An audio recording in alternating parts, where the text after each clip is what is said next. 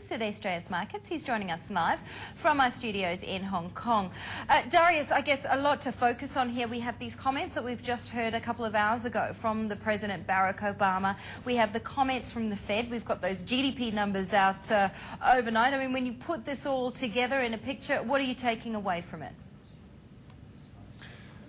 The data in particular was quite upbeat because despite very ugly face results for the first quarter, it contains seeds of a pretty imminent recovery when you look at rebounding consumption and the fact that poor Q1 was primarily driven by a collapse in investments, which is now set to rebound as household spending is doing the same. So we are going for a resumption of U.S. economic growth in Q3 at the latest, and overall contraction this year by only 1.75 percentage point.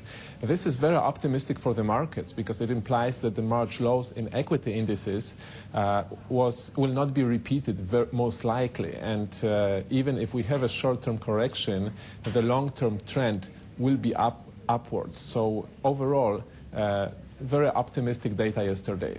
It certainly is an optimistic view as well, Darius, when you look at strategy going forward, I should say. Now, how is has your outlook, in fact, been impacted by this outbreak of the swine flu, which has been upgraded by the WHO to a phase 5?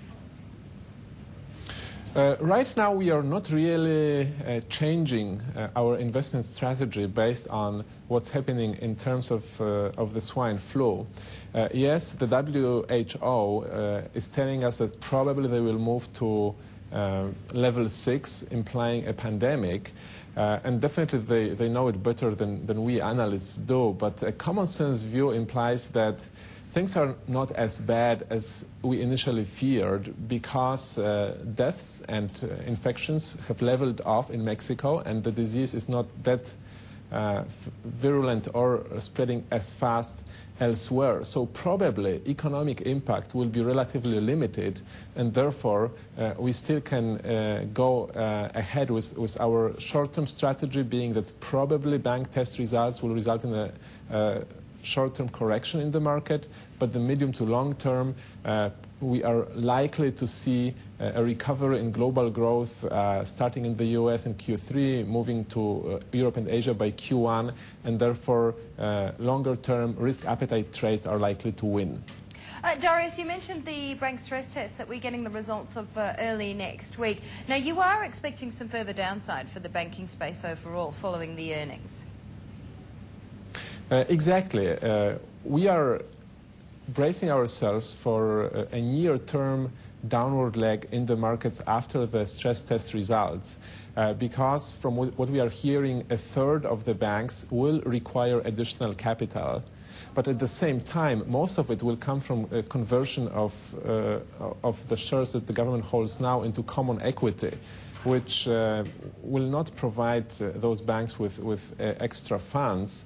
And therefore, as the recession leads to further write-downs on all kinds of their assets, capital levels will probably be inadequate. So the markets will continue to be concerned about the health of the financial system and, in my opinion, are ripe for a short-term correction. Darius, given your view on the recovery in the US followed by a potential recovery in the Asian marketplace, in terms of your strategy, what is your country split?